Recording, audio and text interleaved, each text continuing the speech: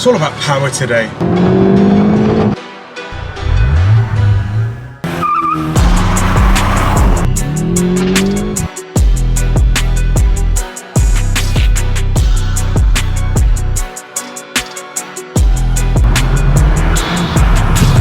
What's going on, guys? Welcome back to the channel. Today we're doing some MK8 development.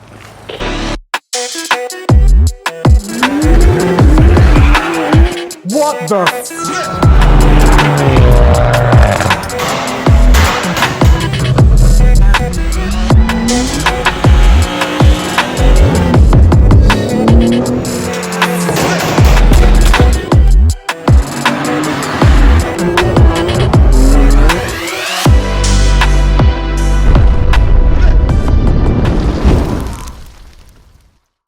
Great news, guys. Now we can communicate with a MK8 platform ECUs. Now this gives us the ability to start development work on the engine and also the gearbox.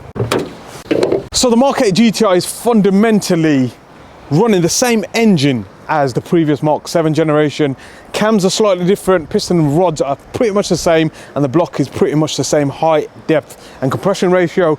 Now the differences boil down to the turbocharger. It now runs slightly larger turbos from factory, so the MK8 GTI, although it comes out of the factory with 245 brake horsepower, it is an actual bigger turbocharger to the IS20 that came in the Mark 7, and also the MK8R, which we are going to cover in another vlog for development, has a larger turbo than the IS38. Also, as per GPF vehicles, these cars are now equipped with GPF, so the port injection has been removed from factory, so we don't get as much torque lower down because we haven't got the fueling required. The high pressure fuel pump now runs a lot more fuel pressure, and also the intake pipe differs between the GTI and the R. So now, although the fundamentals are similar, there's a lot that plays into the amount of power that you can achieve from it.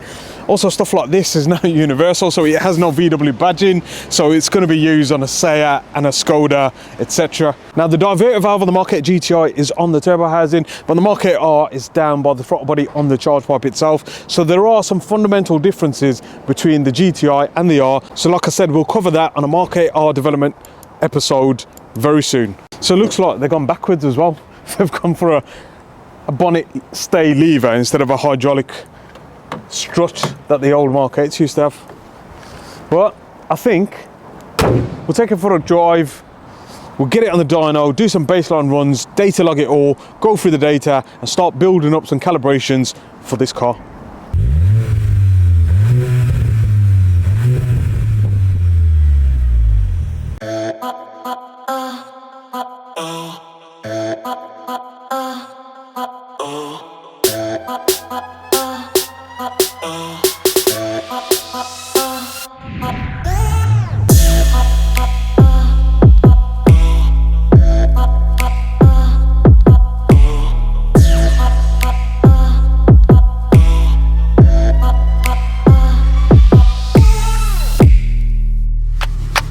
So guys, it isn't the first time we are in this MK8 GTI. We did have this car when we handed over our G80 for development work, so we had this for a week or so. And I had some issues with the interior, the sat nav, the controls, the lane assist, even the key fob just annoyed me. So there's certain things that I'm annoyed about with this car already, but I'll tell you something, Scorpion have done a fantastic job with the sound. Like for a GPF car, it sounds amazing in comparison to how it sounded as stock.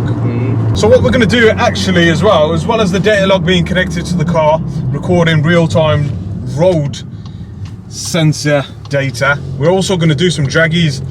Now we're going to do draggies on a new scale. We're actually going to do a draggy between 50 kilometers an hour and 100 kilometers an hour, and then 100 kilometers an hour to 150 kilometers an hour. And the reason being is because a car this size with this little power does struggle to do 100 to 200 in less than 17-18 seconds, and that is not something to gauge the performance by, especially on a light, nimble kind of hot hatch. So these new scales are what we're going to use in a smaller car in comparison to this typical 100 to 200 kilometers an hour. It's a bit more real world as well, because going from 30 to 70 mile an hour, you're going to notice the difference once we've done our development work. So not only are we creating, you know, power and torque from this car. We're actually going to collect that data that's usable on a daily basis. You finished your banana, mate? Done. I don't litter, but can I play Mario Kart or something? Fold a banana. It's all about power today, power and torque, and maybe, I don't know, like, let's see if we can turn off this lane assist issue that keeps coming up. It's quite damp today, so traction control is working as it should. Now obviously with development work on a front wheel drive platform, we do have to take into account wheel spin, so we can't solely rely on traction control to kind of reduce or spin. We're going to have to try and taper torque and make it usable as well. So although this might be one episode that we're doing development on, it's going to be a couple of weeks that we're fine-tuning this car on the road, on the dyno, back on the road, etc. So yeah, what you see isn't always what you get. Lane assist is constantly vibrating. I don't know what gear I'm in when it's in drive.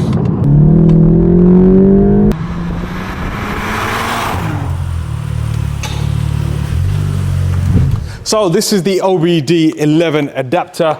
It is a wireless adapter for coding and diagnosing on the VW platform. There is going to be support for BMW coding and programming too. It's quite simple. Fit that into the OBD port, turn the ignition on, and then load up the app. So you can use it on iOS and Android. We're going to use it on iOS today. So once it's connected and we've connected the dongle to the Bluetooth, we'll just scan all elements. So that goes through all the control modules, tells us of any faults on the car in each module before we start any sort of programming. So we are going to do a bit of coding on this and turn off the annoyances.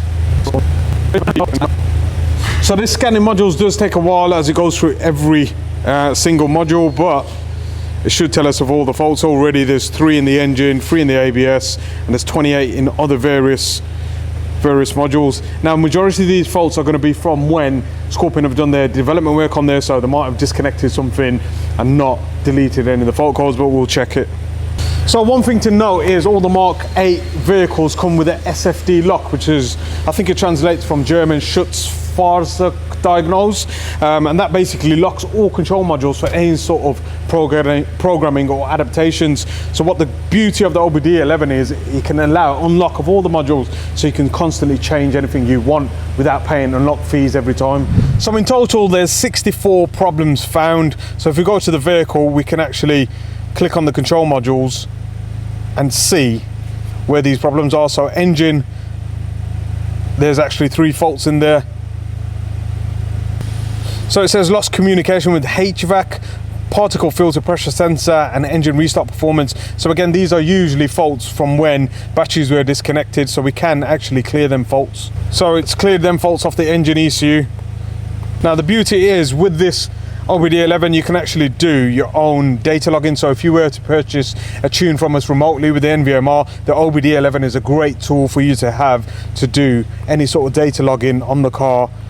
For example, like particle filter, soot load, ignition angle, etc. It will show you all on the actual screen in live data. So as well as data login, you can see the immediate adjustments for this car. So you can have, for example, window auto drop, open door alarm, lights off while driving, so it gets rid of that center bar while you're driving, so the DRLs can turn off. Lane assist warn intensity, transmission temperatures, engine power displays that are on the R models, you can transfer it over to the GTI, and lock and lock acoustic confirmation. Now what I need to activate on this is a lane assist setting memory, because when we're on the road we constantly have to turn off that lane assist. So again, this is the perfect app to do any sort of coding and retrofits to your Mark 8 platform. The guys from OBDeleven are very helpful and professional, and they can answer your technical questions if you do have any. So drop them an email and they'll get back to you as soon as they can. The actual OBDeleven is VAG approved and soon to be BMW approved, and we'll cover the coding on a BMW on a later episode. So we've taken a backup of the engine ECU, and we're just going to back up the gearbox ECU as well. It is the DQ381, very similar to the Mark 7.5 from previous generation, although the software is completely different. Internally, we're going to lift the torque limiters and reduce shift speeds and increase that neutral limiter too before we actually get tuning on the engine side of things. Obviously, a lot of development is going to go into the shift response, how it shifts, when it shifts, and the data too, but we'll do that after initial stage 1 calibrations.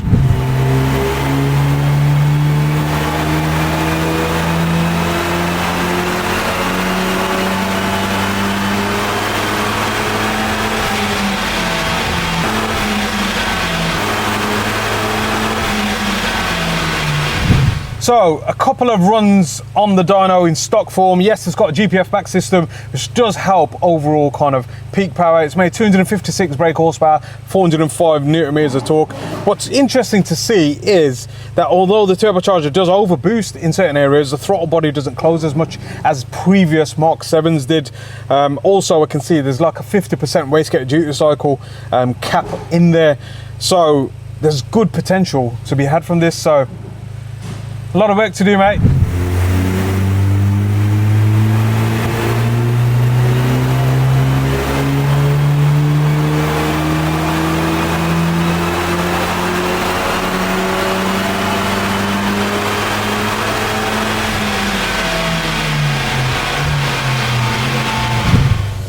So guys, just a couple of revisions in, and all we've done is lifted them torque limitations in kind of all modes at this moment in time, just to test how the turbocharger responds, and the boost pressure has increased. We've not even messed with the ignition timing at the minute, and it's 274 brake, 444 Newton meters of torque. So it seems like this is where the Mark 8 Gti was probably developed at, and then they've kind of capped it with torque. So now we can actually increase the amount of boost pressure, turbine speed, efficiency, and also timing, and see what we can do.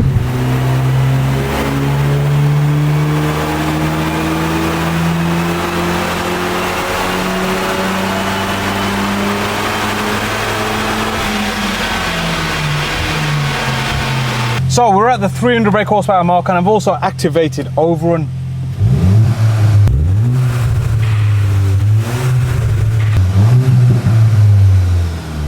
Sounds good, doesn't it? I think there's a bit more in it, but let's see.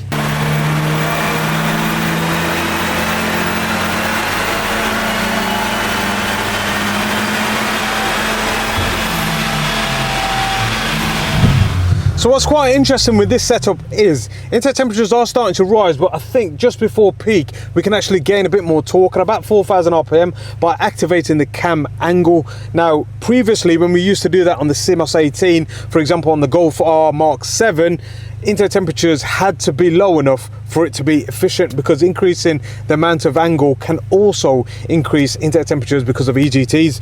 So we're just going to do a few checks with the thermal camera and also the infrared thermal probe, and just make sure everything runs as it should. Also, we've noticed on the actual intercooler pipework, the actual bore of the pipework is smaller on the charger outlet, and actually on the intercooler outlets, inlet and outlets too. So that's going to affect overall efficiency of that stock intercooler location.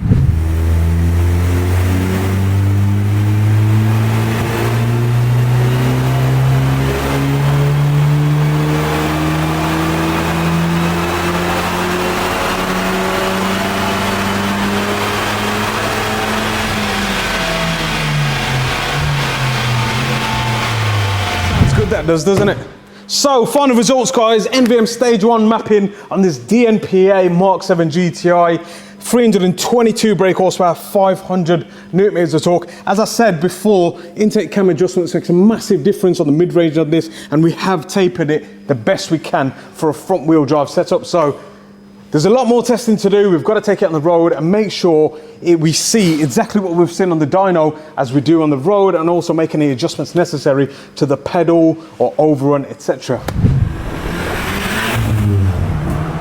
So on the road, the car feels different straight away, doesn't it? Yeah, responsive. Obviously, over the last couple of days, we have been developing the gearbox side of things, so setting the shift points for drive and sport, for example, has allowed us to kind of get a nice smooth shift every time, isn't it? This is a different day, guys. This ain't the same day.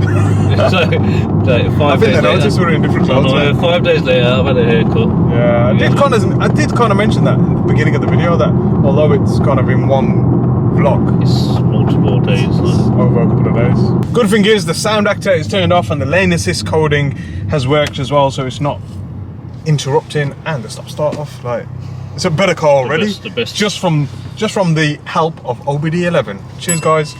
So as I said before, on the Draggy we have set our own scale for speed testing, so it should give you an idea as to the difference stage 1 tuning makes in comparison to stock. So I'll get times to throw the original times on the screen now, and then we're just going to collect some data now for the stage 1.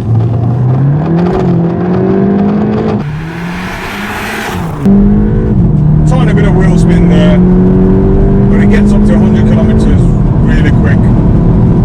Have a look through the times in a second. Got C63 behind me that's just get dealt with. It's not ready. Look, he backed up. He backed up.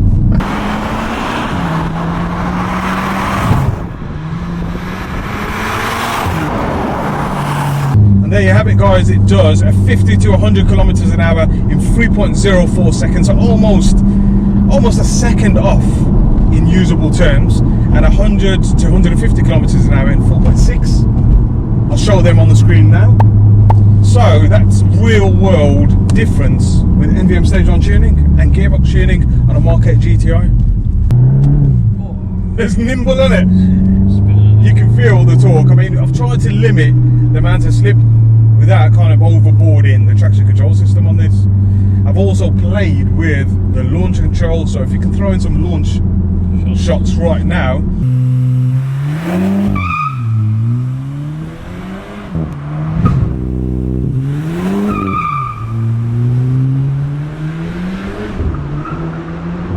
I've tried to make part launch usable on a front wheel drive, so we can get some quarter mile times from this in stock form in comparison to NVM stage 1. Crazy, isn't it? Mad. First and second gear, I've still left the torque limiter in there, so it doesn't spin off like crazy, and it's usable, like I said, off the launch. But it's alright for front wheel drive car, isn't it? I mean, it's a rival to the Golf R. The Golf R comes out with 320 brake horsepower, so I mean, taking up a GTI, yes, it's front wheel drive, but I think we need to do a comparison with a Golf R. This versus stock Golf R. So who's got a stock MK8 R they want to set against this Stage GTI? 1, yeah, the stage 1 GTI. Is it hardly any slip? I know it's flush to the ground. You can't bring the back end out of this, can you? You can with a bit of lift up oversteer. I didn't say try it, you know, I just wondering. Wait! Another day, another petrol station visit. At least we know we're putting 99 on fuel. Yeah. At least be careful out here, of course. Only the best.